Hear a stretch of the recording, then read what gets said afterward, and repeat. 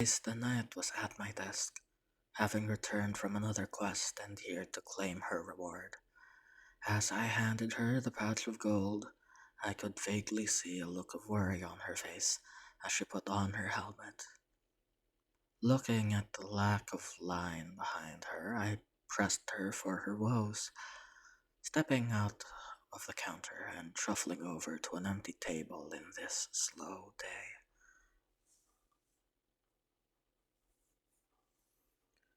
Our rising star told me that she'd been eyeing the reward for a certain quest, a retrieval mission in the depths of a nearby dungeon.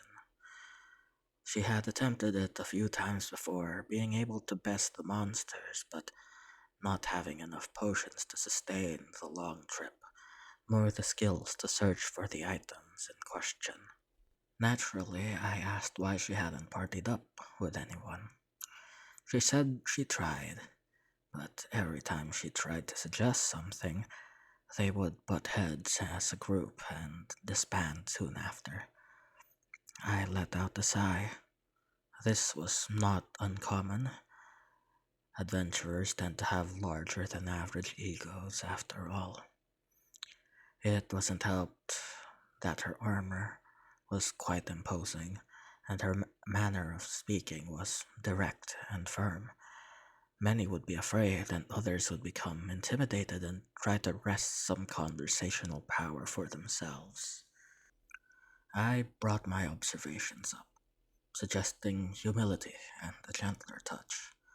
At first, she was offended with the idea of lowering herself, but she too saw the signs that things needed to change.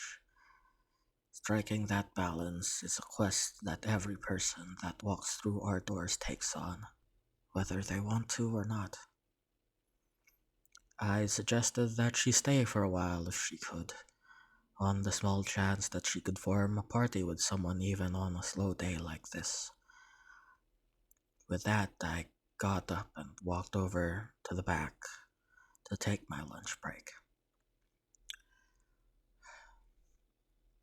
The guild leader was there when I arrived, checking on her gear and the dungeon reports before she sets off for her expedition. Cheerful as always, she was practically bouncing with excitement just thinking of what she'd find there. Even the responsibilities of the guild couldn't quell her adventurer spirit. I asked her if she planned to go alone or if she contacted her old party for help. She shrugged, saying that her old friends were busy with their lives and that it would be selfish of her to drag them out of their peace for something that didn't concern them. When I suggested she bring along some of our top members, she reassured me that everything would be fine.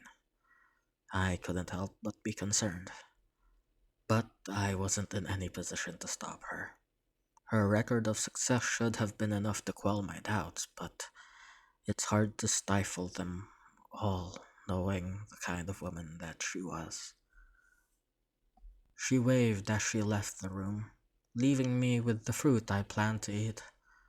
I grabbed an apple and walked back to my desk, seeing Sema talking with the knight. The healer from the other day walked through the doors, a few cuts and bruises on their skin. I could only imagine what caused them, or why they haven't healed them off yet. Walking up to me, he asked if there was a job available. When I was about to point him toward the job board, he stopped me, and I needed another word. With the event still fresh in both our minds, I asked him if he wanted to heal or if he just wanted to do paperwork like me. He chose the latter. I handed him the form I was handed so many years ago, helping him fill it out while offering him slices of my apple. Whether Tazen would join the staff wasn't up to me, but I hope he finds a quiet place to process everything. Hey, you made it to the end of the video. It's Cass. If you liked it, be sure to give it a like. If you want more, subscribe, ring the bell. You've heard all of this before.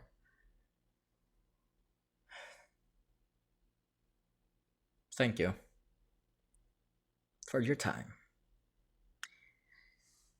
It means a lot to me that you'd spend your time listening to my rambling. I'm touched. I'll see you next time.